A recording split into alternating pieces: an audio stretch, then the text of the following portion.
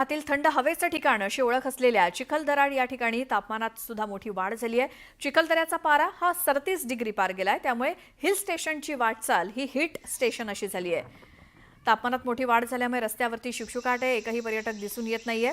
चिखलदरा इथल्या भीमकुंड, पंचबोल पॉइंट, गाविलगड किल्ला, वन उद्यान या भागात पर्यटन स्थळावरती नेहमीच गर्दी असते, मात्र यावर्षी या भागात शुकशुकाट दिसतोय तापमानामुळे। चिखलदऱ्याच्या भीमकुंड पॉइंटवरून आढावा घेतलाय आमचे प्रतिनिधी संजय शेंडे यांनी।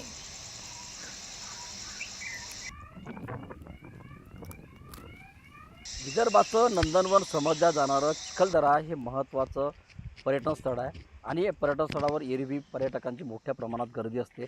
मी सध्या चिखलदऱ्यातील भीमकुंड या पॉईंटवर आणि भीमकुंडवर जर बघितलं आपण तर या ठिकाणी पावसाळ्यात किंवा हिवाळ्यात मोठ्या प्रमाणात धबधबे वाहत असतात, त्यामुळं पर्यटकांची मोठ्या प्रमाणात रेलचेल असते। मात्र गेल्या काही दिवसापासून यावर्षी अमरावतीचं तापमान जे आहे जवळपास 44.6च्या वर पोहोचलेलं आहे आणि अमरावतीसोबतच नजीक असलेल्या चिखलदरा या पर्यटन स्थळाचं देखील तापमान जे आहे ते जवळपास 35-36 डिग्रीच्या वर गेलेलं आहे आणि त्यामुळं पर्यटक जे आहे या ठिकाणावर पोहोचू शकतो। हा भीमकुंड पॉईंट आहे आणि या ठिकाणी मोठ्या प्रमाणात ॲडव्हेंचर पार्क निर्माण करण्यात आलं।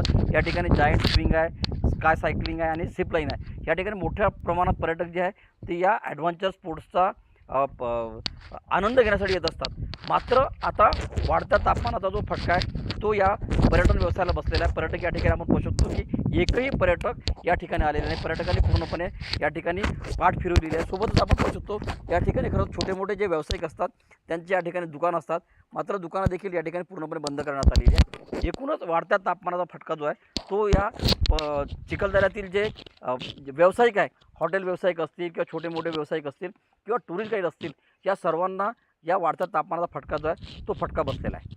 व्हिडिओ सागरचा संजय शेंडे, न्यूज 18 लोकमत, अमरावती।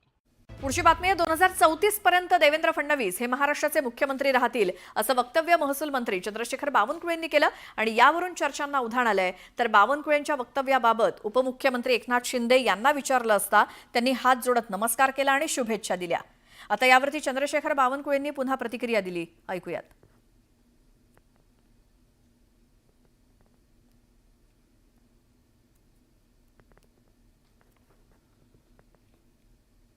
मुख्यमंत्री देवेंद्र फडणवीस, विकसित महाराष्ट्राचा संकल्प देवेंद्र फडणवीसांनी केला आहे। देवेंद्र फडणवीसजी 2034 पर्यंत या महाराष्ट्रात मुख्यमंत्री राहतील, कारण तोपर्यंत विकसित महाराष्ट्र आपल्याला करायचा आहे।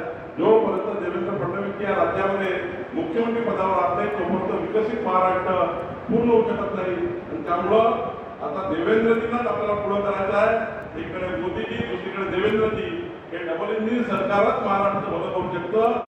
तर बावनकुळे भाजपचे प्रदेशाध्यक्ष म्हणलेले आहेत, तुमची प्रतिक्रिया काय?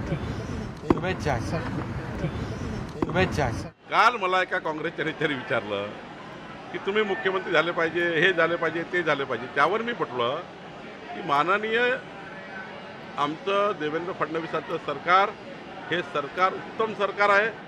महाराष्ट्र विकसित करण्याचा संकल्प देवेंद्र फडणवीसांनी केला आहे आणि विकसित महाराष्ट्राकरता 2034 पर्यंत माननीय मुख्यमंत्री देवेंद्र फडणवीसजी असावे आणि आम्ही सोबत आहोत ना। ज्याच्या आतापर्यंत एकनाथजी होते, आम्ही सर्व सोबत आहोत। शेवटी विकसित महाराष्ट्र महत्त्वाचा आहे।